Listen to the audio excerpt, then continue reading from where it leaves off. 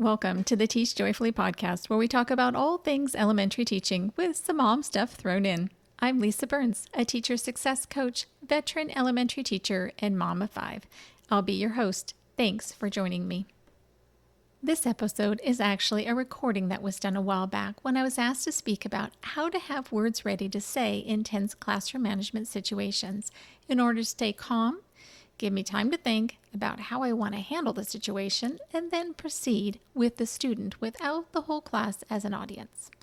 There is a worksheet that goes with this. It's linked in the show notes, so feel free to download that as well. Hope it helps you maintain that calm throughout the year. So without further ado, here's how and why I think you need a power phrase. When I talk about classroom management, more often than not, I talk about velvet over steel. Well, what do I mean by that?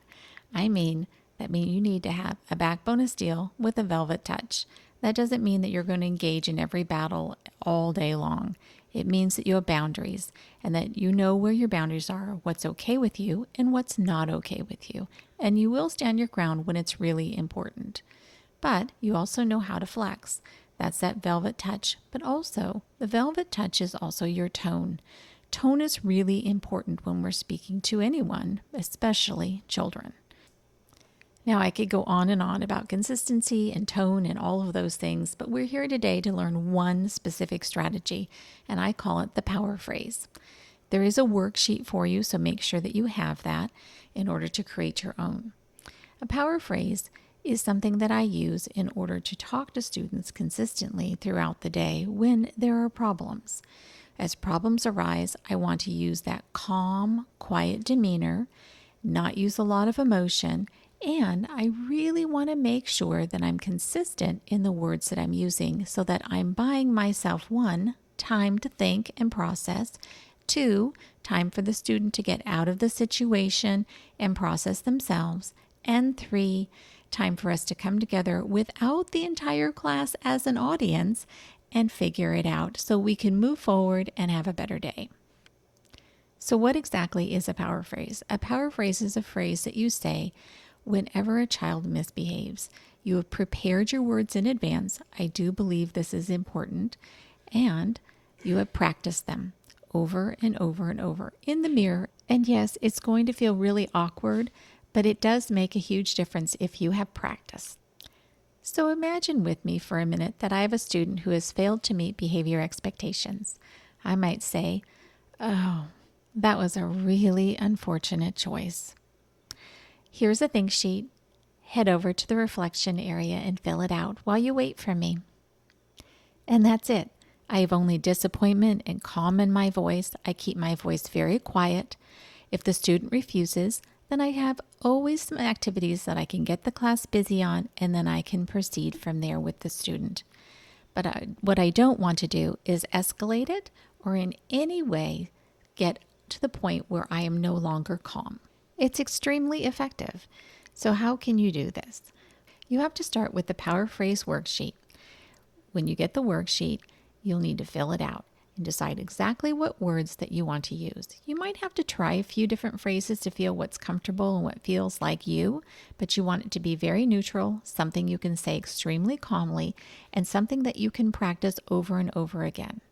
Why do I want you to practice? I want you to practice in the bathroom mirror over and over and over again because I want it to be automatic. I want this to be the first thing that your brain defaults to whenever there's a problem in your classroom so that you're not scrambling for words. If we're scrambling for words, then that is when things are going to go awry.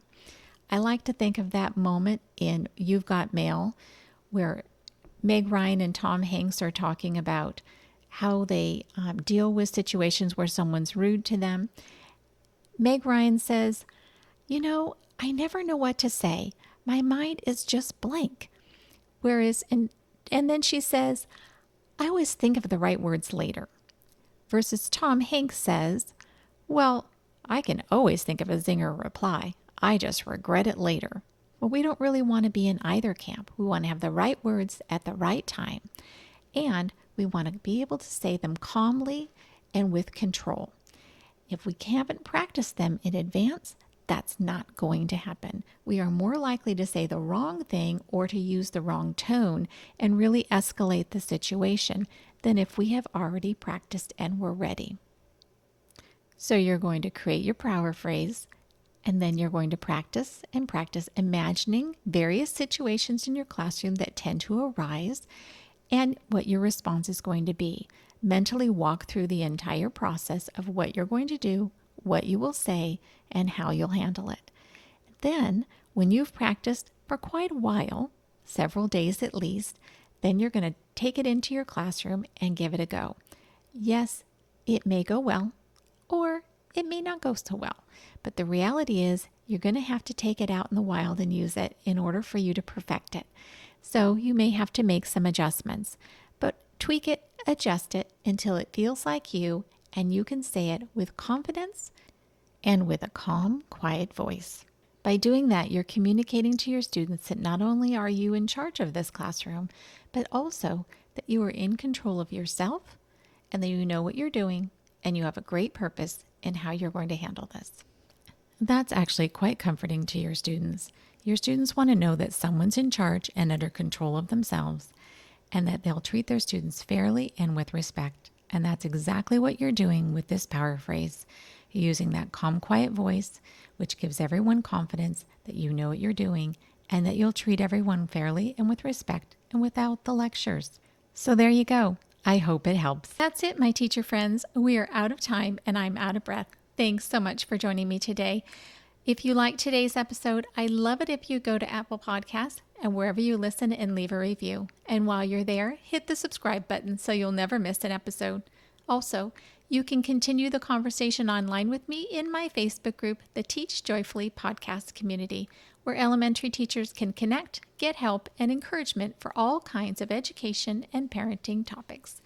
You can find the show notes and links to all the resources mentioned in today's episode on my website at www.hopeineducation.com/podcast. Remember, a happy teacher is a good teacher. Until next time, teach joyfully and take care of you.